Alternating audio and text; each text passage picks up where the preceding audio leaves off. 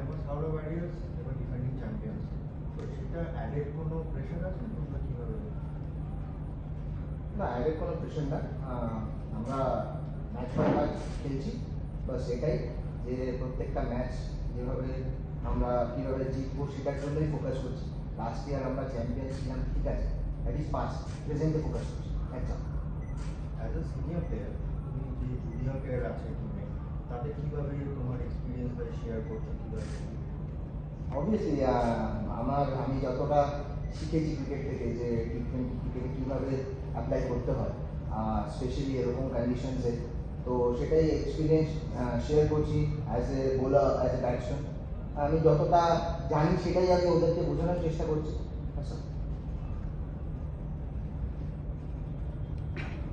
Sukanya model sports থেকে। লাস্টে দুটো ম্যাচ দেখা গেছে তোমরা যে কারণেই হোক হেরে গেছো, সেটা কি এই ক্লাইমেট চেঞ্জ, ওয়েদার চেঞ্জের জন্য? কারণ লাস্ট দুটো ম্যাচ তোমরা খেলেছিলে সন্ধ্যেবেলা, এটা দুপুরবেলা। ক্লাইমেট চেঞ্জ, ওয়েদার চেঞ্জটা কি একটা বড় ফ্যাক্টর হয়ে দাঁড়াচ্ছে? আর এই বৃষ্টির জন্যও কি রান রেটটা খুব কম হচ্ছে? হ্যাঁ, একটু তো হচ্ছে, উইকেট একটু ময়েশ্চার থাকছে উইকেটে, বিকজ বৃষ্টি হচ্ছে বলে উইকেটে কভার থাকছে ম্যাক্সিমাম টাইম, তার জন্য একটু অল্প রান হচ্ছে অবভিয়াসলি।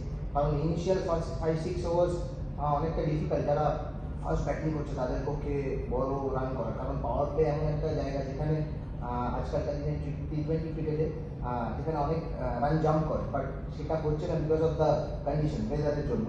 সো সেটা একটা কারণ অবভিয়াসলি। ঋত্বিকদা, আমি ঋতিকা, একদিন পত্রিকা থেকে। ঋত্বিকদা, 2022 সালের পাঞ্জাব কিংসের সাথে ছিলেন, অনেকটা এক্সপিরিয়েন্স গেইন হয়েছে তোমার, এবং সেই সময় পাওয়ার ট্রেনিং করেছিলে তুমি, তো সেটা এখনো অবধি কতটা হেল্প করছে তোমাকে? অবভিয়াসলি ওখানে যা আমাকে শেখানো হয়েছিল, মানে স্পেশালি শটস মারার ক্ষেত্রে কীভাবে কি মাইন্ডসেটে ব্যাটিং করতে হয়, তো সেটা অবভিয়াসলি আমার অনেক হেল্প করেছে, এখনও হেল্প করছে। আমি ডে বাই ডে সেটা নিয়ে কাজ করি, চেষ্টা করবো। এখনও অবধি সেই রকম আমার নিজের পারফরমেন্স হয়ে ওঠেনি অ্যাজ এ ব্যাটসম্যান, বাট আশা করবো নেক্সট 4টে গেম আছে এখন, তো সেগুলোতে আমি সেইটা ইউটিলাইজ করতে পারবো।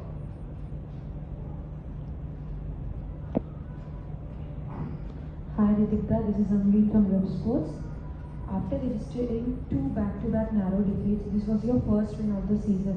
So do you think that you can keep the momentum going, and what are your plans after this win? For us, there is no other plan to win all the matches, next 4 matches, that's all. And we want to keep that momentum going, that's all. ঋত্বিকদা, এই match গ্যাপটা খুব কম, মানে একদিন পরই তোমাদের match, কালকে gap হবে, আবার পরশুদিন ম্যাচ, এইটা কি তোমাদের জন্য একটু ধকল ঠিক হয়ে পড়ছে? না, এরকম শিডিউল তো সব জায়গায় সব ফরম্যাটেই থাকে। ইভেন আমরা যখন শাহেদ মুশতাক আলী খেলি তখনও থাকে, ওয়ানডে ক্রিকেট বিজয় হাজারে খেলি তখনও থাকে। এটার সাথে তো কোপ আপ করে আমরা নিজেরা ট্রেনিং করি, প্র্যাকটিস করি, তো এটা আমাদের জন্য আলাদা কোনো ধকল না। শুধু হ্যাঁ, এখানকার ক্লাইমেট বলতে পারেন যে একটু বেশি হিউমিড আছে, ওয়াটার হিউমিড, তার জন্য একটু বেশি কষ্ট হচ্ছে, বাট এটার সাথে কোপ আপ করা আমাদের কাজ as a player. Impact player যেটা রুল, সেটা তুমি একজন অলরাউন্ডার, তো অনেকে বলছে ইম্প্যাক্ট প্লেয়ার রুলে অলরাউন্ডারদের একটু অসুবিধা হয়ে যাচ্ছে, তো এই রুলটা নিয়ে তোমার কি মনে হয়?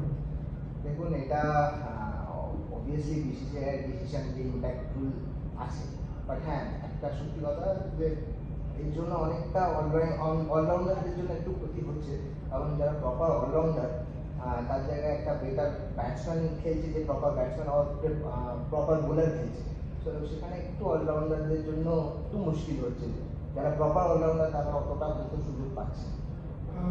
আরেকটা বিষয় হচ্ছে বাংলা দলের সুযোগের ক্ষেত্রে তো একটা প্রতিযোগিতা চলে, তা এর আগে একরকম টুর্নামেন্ট হতো, সৈয়দ মুশতাক আলী তো রয়েছে, তো এই যে বেঙ্গল টি20 লিগ এসছে, এইটা বেঙ্গলের ক্রিকেটারদের ক্ষেত্রে কতটা তারা লাভবান, যে তাদের কতটা সুবিধা হচ্ছে যে নিজেদের মেলে ধরতে, বা এবং এটা লাইভ টেলিকাস্ট হচ্ছে, স্কাউটরা আসছে, ফলে তুমি কি মনে করো যে আগের যে পরিস্থিতি এই লিগটা শুরু হওয়ার পর ক্রিকেটাররা কতটা লাভবান এই সামগ্রিকভাবে?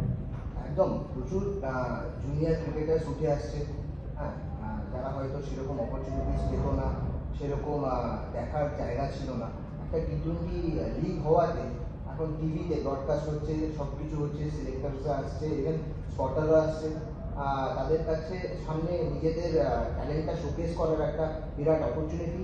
ইভেন এই লিগ থেকে একটা নতুন T20 ফরম্যাট আসায় হোয়াইট বল ক্রিকেটেও দেখবেন আস্তে আস্তে আরও বেঙ্গল ভালো খেলবে। ইভেন প্রচুর প্লেয়ার উঠে আসছে, প্রচুর ট্যালেন্ট উঠে আসছে।